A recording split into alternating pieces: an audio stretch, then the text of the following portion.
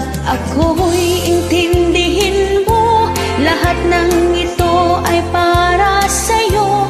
Maibigay lahat ng hiling mo para sa kinabukasan mo.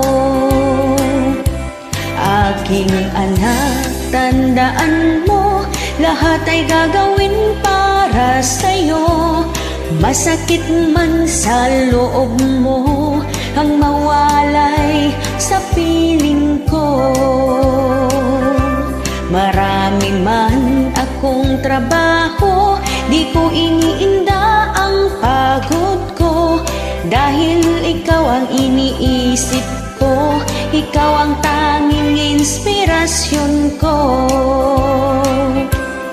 Tanging hiling ko sa